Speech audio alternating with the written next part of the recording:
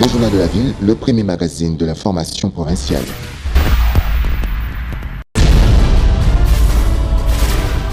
Tout de suite, le journal.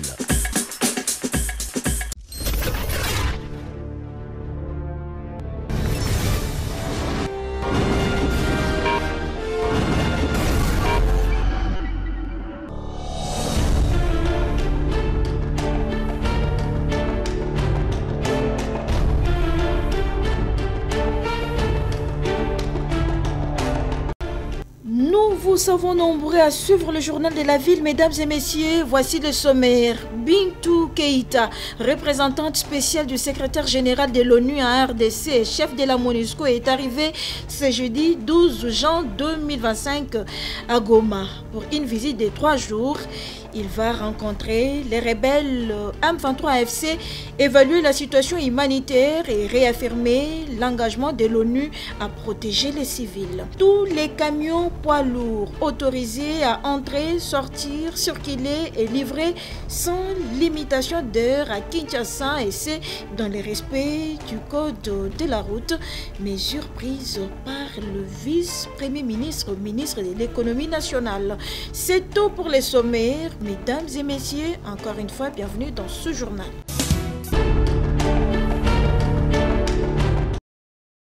Déclaration du vice-premier ministre, ministre des Transports, voie de communication et désenclavement, Jean-Pierre Bemba sur les ondes de la radio Top Congo FM.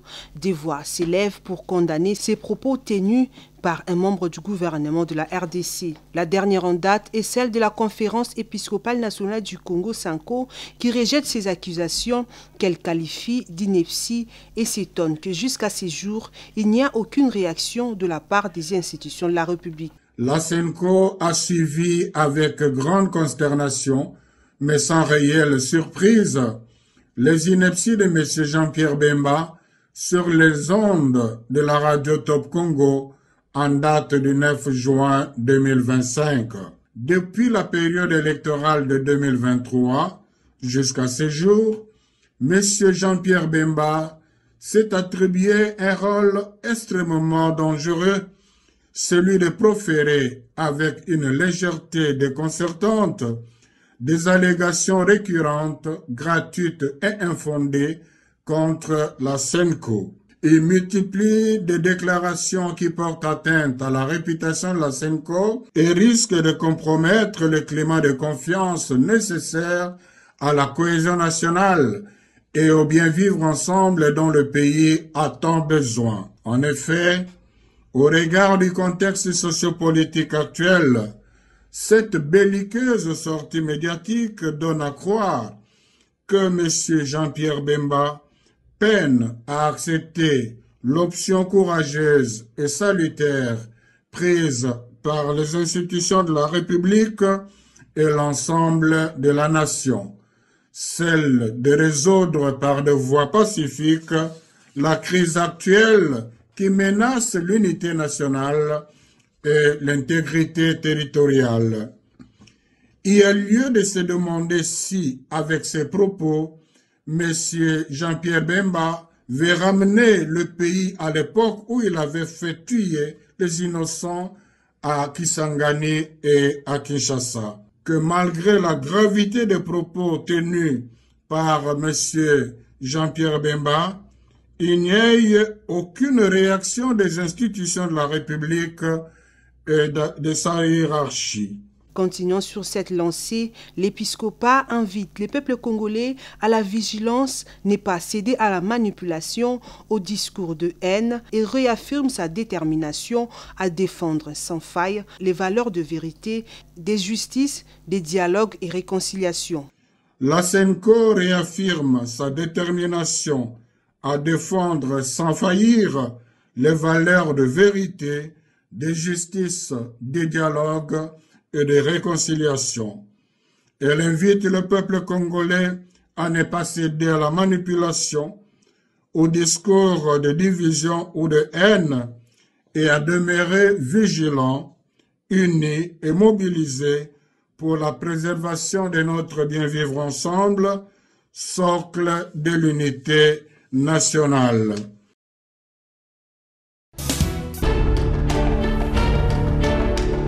troisième pilier, c'est la technologie et l'éducation. Développement Sud-Sud, impulsé par le président de la République, Félix-Antoine Tshisekedi, la Chambre des commerces, d'industrie et des services de la République démocratique du Congo, CCIS-RDC, et la Chambre des commerces, d'industrie et des services de la région Rabat-Salé-Kenitra, Maroc, signent un protocole d'accord pour le développement économique, durable et social en termes de la formation professionnelle. La signature de ces protocoles d'accord a eu lieu ce mardi 10 juin 2025 dans la salle des conférences Capitole Rotana Hotel, en présence du délégué du ministre de la formation professionnelle, de l'ambassadeur du Royaume du Maroc, des représentants des banques, des différentes autorités et invités des marques. Yassir Sebar, vice-président de la Chambre du commerce, d'industrie et des services du Maroc.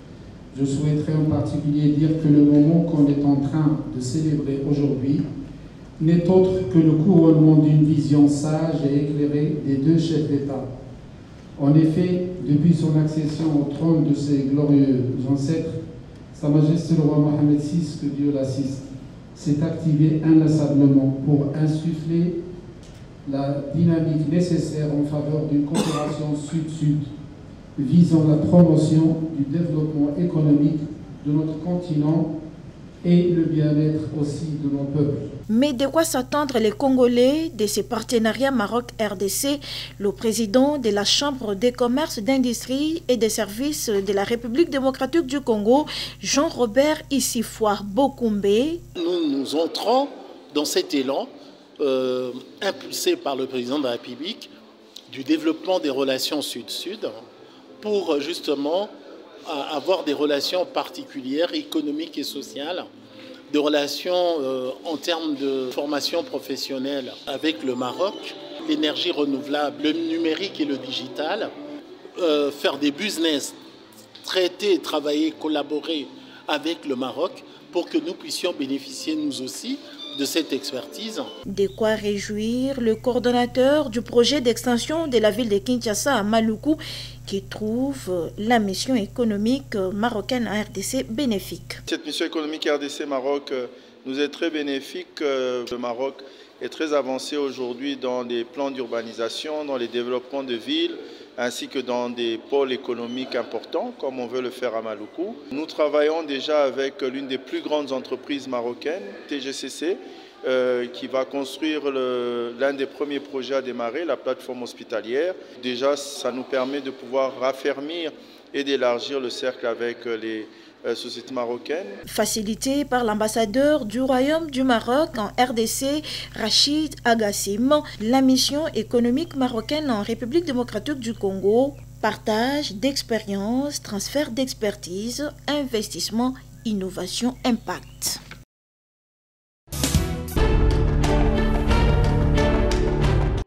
Les députés nationaux ont examiné 8 projets de loi de ratification portés par le ministre de Finances de Dorosel Fouamba Likunde Libotayi au cours de la séance plénière du mardi 10 juin 2025.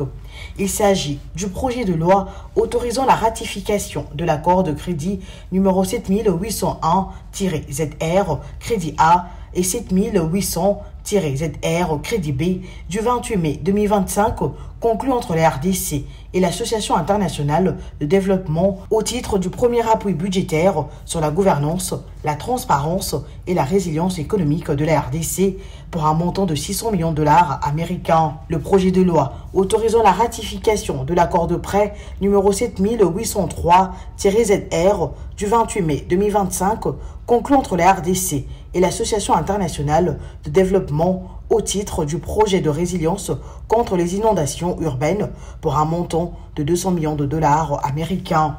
Le projet de loi autorisant la ratification de l'accord de crédit A numéro 7816-ZR et de l'accord de crédit B numéro 7815-ZR du 4 juin 2025 conclu entre la RDC et l'Association internationale de crédit. Le projet de loi autorisant la ratification de l'accord de crédit A numéro 7818-ZR et de l'accord de crédit B numéro 7817-ZR du 4 juin 2025 conclu entre la RDC et l'Association internationale de développement au titre du projet de développement de transport et de la connectivité pour un montant respectif de 115,2 et 255 millions de dollars américains.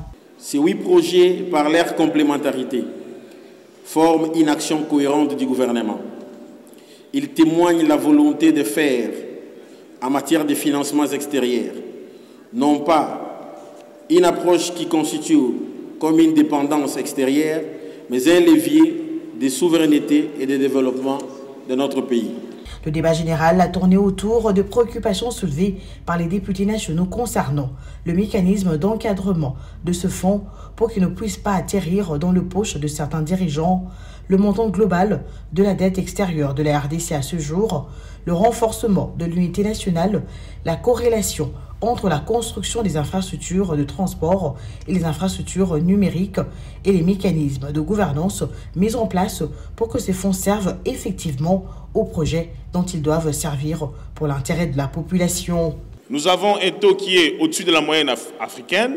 Nous avons un niveau de prix tel que le taux de change est stable.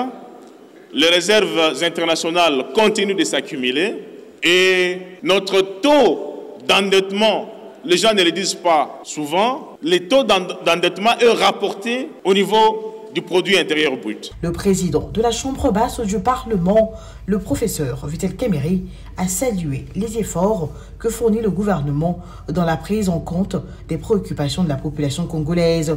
Nous avons tous salué les efforts, le couronnement des efforts du président de la République et de son gouvernement pour la mobilisation des ressources extérieures, pour booster le développement de notre pays qui passe essentiellement par l'accès à l'eau, l'accès à l'électricité, le développement agricole.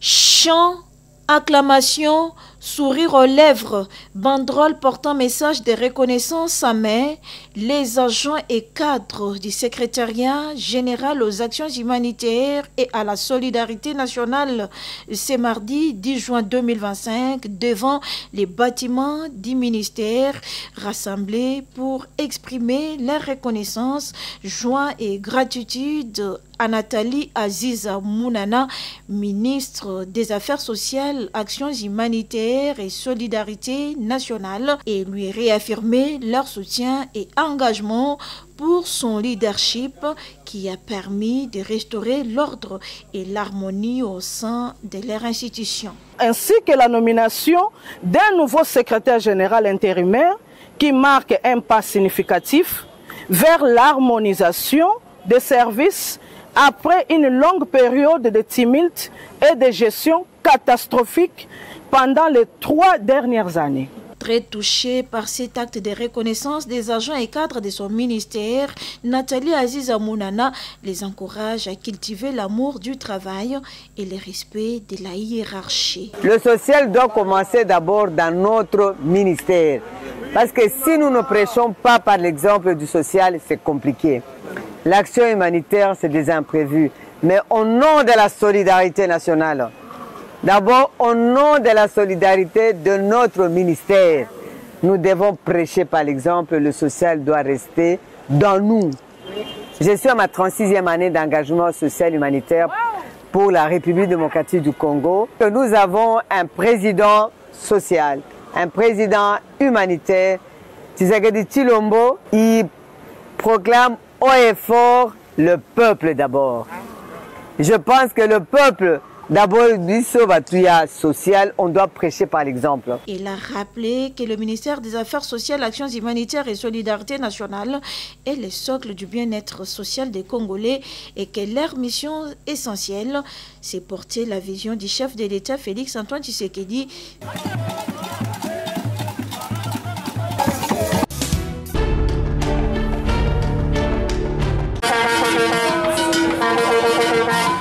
L'échantillon de plus de 8000 tonnes de sacs de patates douces, communément appelés Mbalaziko, issus de 600 hectares de champs du grand entrepreneur, l'homme aux actions concrètes, le président Ziko Mukanga, a été lancé ce mercredi 11 juin 2025 sur les marchés du commerce congolais.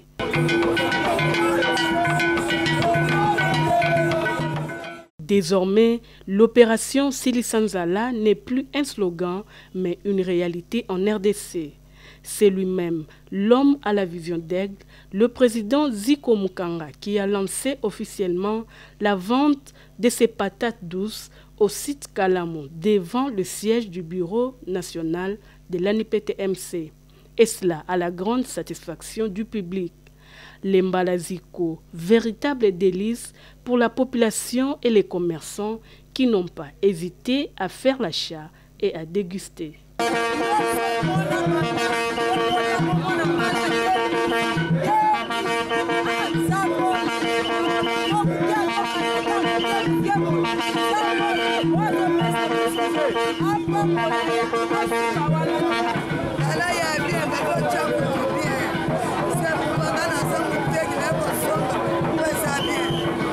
Pour l'initiateur de ces grands projets, le président Zico Mukanga, Makila Lumumba, soutenir la vision du chef de l'État en ce qui concerne les sociales, son cheval de bataille. Mbala nyonso oyo tozali na ngona bilanga, tolobi tozali plus de 600 hectares ya bambala, oyo tozali na plus de 8000 tonnes. Oyo ezali déjà na Kinshasa, oyo tolakisi mokolo malelo ete bakinois nyonso, bakongolais nyonso, bao bakozala na bosenga ya kolia mbala ziko. Mbala ziko yango déjà sur le terrain. Tozali kolanda toujours vision oyo makonzi ya mboka, oyo azali koloba ete peuple congolais tozala malamu, bao nyonso bakolinga pe bakokana kozwa eloko ya kolia soki baye pembeni ya président Ziko. Tozali koteka ba prix nyonso à partir kaka ya 2000 francs oki kozwa mbala ya yo kolia. Mais où trouver les mbala Ziko? Très bien, tozali bisika ebele.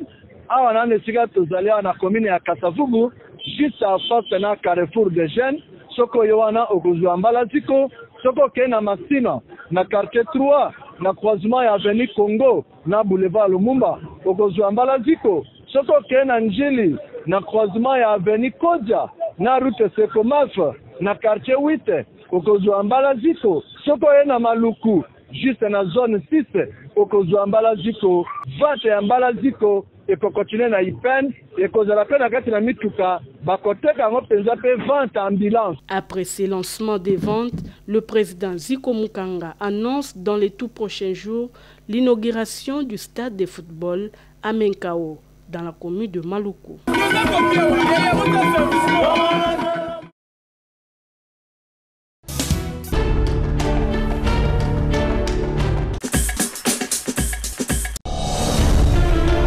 Nous sommes arrivés à la fin de ce journal de la ville. Mesdames et messieurs, merci de l'avoir suivi. Le prochain rendez-vous est fixé pour ce vendredi et d'ici là, portez-vous bien.